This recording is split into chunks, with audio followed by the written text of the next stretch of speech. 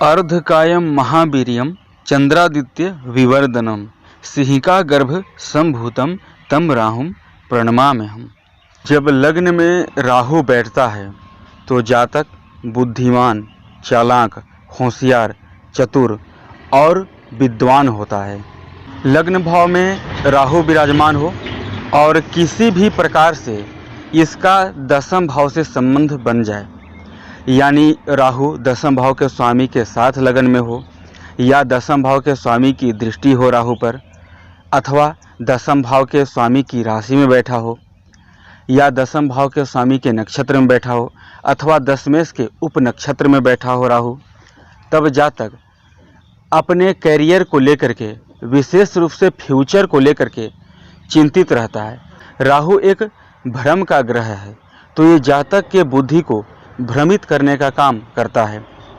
सर्वप्रथम जल्द ये किसी पर यकीन नहीं करते। अब इसका मतलब ये नहीं कि किसी पर यकीन नहीं करते, लेकिन जल्द ये किसी पर भरोसा नहीं करते।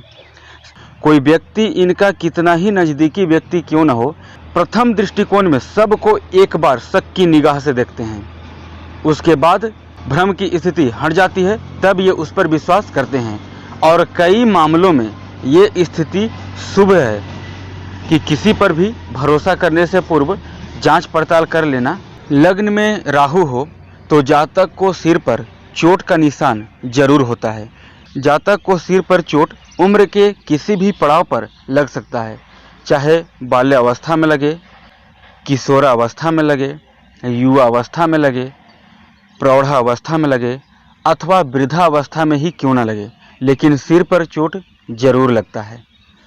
लग्न में राहु हो और लग्न का स्वामी 6, 8, 12 में बैठ जाए, अथवा नीच का हो जाए, निर्बल हो जाए, पीड़ित हो जाए, तो जातक को कोई ना कोई एक लंबी बीमारी पकड़ी हुई रहती है, जो जल्द डॉक्टर के भी पकड़ में नहीं आती है, क्योंकि राहु लग्न में बैठा है तो भ्रमित करता है और बहुत समय के बाद वो बीमारी पता चलती है। लेकिन अगर लग्नेश बलवान हुआ तब ये स्थिति देखने को नहीं मिलती है।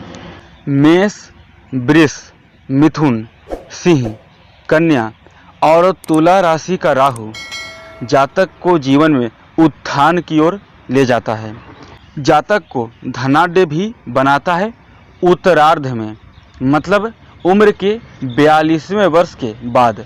राहु विशेष रूप से जो अपना प्रभाव डालता है वो उम्र के 42 वर्ष या उसके बाद अपना प्रभाव डालता है।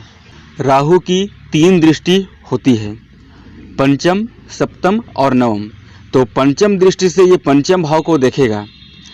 तो अगर राहु शुभ है, जातक एग्जाम में अच्छा खासा मार्क्स ले आता है। इसकी सप्तम दृष्टि सप्तम भाव पर।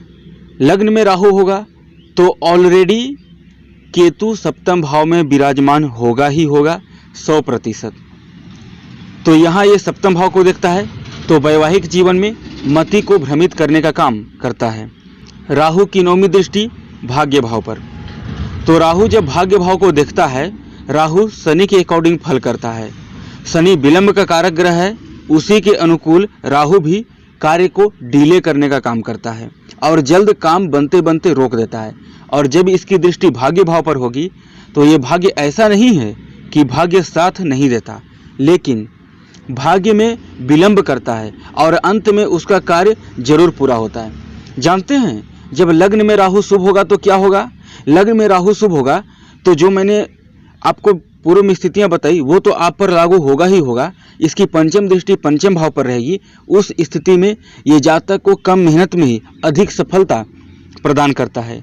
जातक के कम लिखे हुए में जातक अच्छा खासा एग्जाम में मार्क्स ले आता है। जातक को संतान सुख भी मिल जाता है। सप्तम भाव पर दृष्टि रहेगी तो वैवाहिक जीवन अच्छी रहती है। वैवाहिक जीवन डिस्टर्ब रहने का कारण केवल एक ही है, मति को भ्रमित करता है। ये भ्रम की स्थिति उत्पन्न कर रखता है और शक की बीमारी ये ज़्यादा जीवन साथी के ऊपर प्रभाव डालता है। लेकिन फिर भी वैवाहिक जीवन शुभ रखता है, क्योंकि उस पर हमें सप्तम के कारक शुक्र पर भी और सप्तम का स्वामी जो कोई भी ग्रह बनता है उसकी स्थिति पर भी विचार करना होगा। और जब इसकी 9वीं दृष्टि भाग्य भाव पर पड़ती है तो भाग्य विलंब से साथ देता है। जातक धार्मिक होता है, धर्म कर्म में मन रखता है।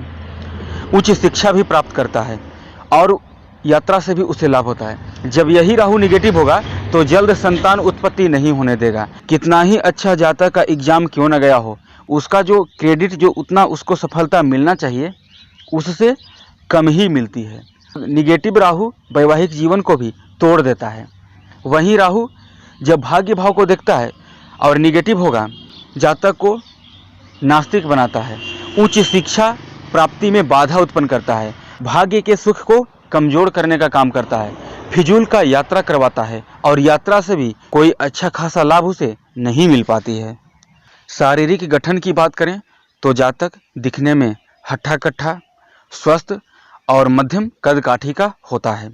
अगर रंग रूप की बात करें तो शास्त्रों में बताया गया है कि लग्न में राहु हो तो जातक श्याम वर्ण का होता है, यानी काला होता है। लेकिन एक बात आप सदैव ध्यान रखिएगा कि ज्योतिष जो है वो देश, काल और परिस्थिति को ध्यान में रखकर फलादेश करने का विषय है।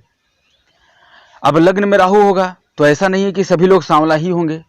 अगर ऐसा रहता तो इंग्लैंड में जितने भी लोग जन्म लेते तो उनकी कुंडली में ऐसा नहीं है कि लग्न में राहु नहीं है तो वहाँ का एक भी व्यक्ति आपको काला नहीं मिलेगा। वो एक अलग स्थिति है कि कोई अन्य कंट्री का व्यक्ति जाकर अगर वहाँ निवास कर रहा है तो उसकी एक अलग स्थिति हो सकती है।